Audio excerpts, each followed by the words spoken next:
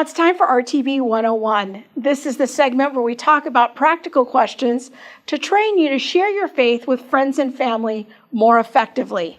And I can't believe I'm saying this, Thanksgiving is upon us. I can hardly believe it. Welcome, Jeff. Hello, Krista. It's good to be here. So I thought I would ask my friend and colleague, Dr. Jeff Zweerink, to join me this week to talk about sharing our faith during the holidays, because it's Thanksgiving this week, often part of the Thanksgiving ritual. I don't know how it is with you, but getting together with families, sometimes seeing people that you don't normally see, going to office parties, that sort of thing. Maybe my family's weird, but we love getting together for Thanksgiving. So I think I may have an unusual sense there. But stressful for some people. I can understand that. Yeah. I've recognized that. So. Yeah. But when we're talking to people during the holiday season, sometimes it's a great opportunity. It's what I like to call a divine opportunity, maybe, of seeing people that I don't normally interact with, or maybe I only see them once a year or once every other year or so. And sometimes there's just that moment where you find yourself in a conversation. And so I just thought it would be fun for us to talk about that. Maybe we should start with a definition of what a divine opportunity is.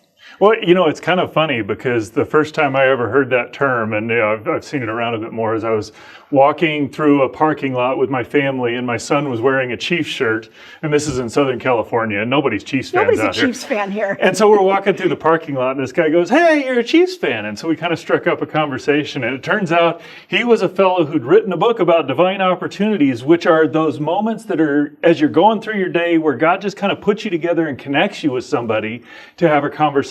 And if you're ready, you can engage that conversation and be a part of what God's doing. I like to say that I want people to kind of look at the 8 to 15 people that God has supernaturally and strategically placed in their life to have influence on. Those are some divine opportunities, but also just sometimes you just run into people. Yeah. And a moment presents itself and you want to step into that. Well, and that to me is the divine opportunity, whether it's with that group of people that you have influence or the random person. It's like God's doing something and he's put you in this situation to have a conversation if you're ready to engage with it. So when we're at parties, sometimes those divine opportunities present themselves. Other times, we want to be careful as Christians not to be that person. You know who that person is? They just like arguing, or it's like there's one issue they talk about and that's all they talk about. Yeah. The uncle who always wants to get into an argument. Right. We don't want to be that. Right. So maybe we could talk about some ideas for how not to be argumentative versus how do we be strategic. Well, to me, one of the biggest things in not being argumentative is actually caring about other people. And weird Jeff Zweerink moment, I remember actually about 10, 12 years old asking my dad, "How do you make friends?" And gave me a bit of advice that I've never forgot. He goes, "People like talking about themselves. Ask questions, figure out what they're interested in, and they'll talk about that." And so that's actually one of the great tools that I use is, hey, what are you doing? What are you interested in? And just kind of listening to what they go and being interested and engaged with that. Very often that prompts an opportunity to say, well, hey, have you ever thought about God? Or any sorts of questions could come up. But those, as you're interacting with the things they want to talk about anyway, very often you have this opportunity to bring the gospel into the conversation. And sometimes at those family activities or parties, sometimes people will share even hard things that they're going through. The holidays are hard for some people. And a great question that I've discovered is to ask them, do you have a faith that will sustain you through this hard time?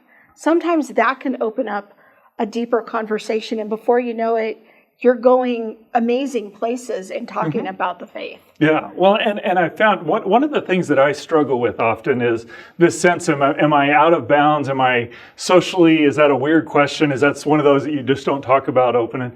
And what I've found is that very often if you're sincere and genuinely care about the person, that paves over or smooths over those roughnesses that might be awkward. And just kind of listen, if you ask the question and they kind of clam up and walk away, well, go somewhere else. But if they open up, be willing to step into that and be a little bold and risk maybe doing something that's wrong or offensive or awkward for yourself to give them the opportunity to share with you. And when I make mistakes, I can always say, I'm sorry. Exactly. You know, like, be ready for that. And it might start the right way and you actually make a mistake later, and just be willing to backtrack on that and say, hey, sorry, my bad. Yeah.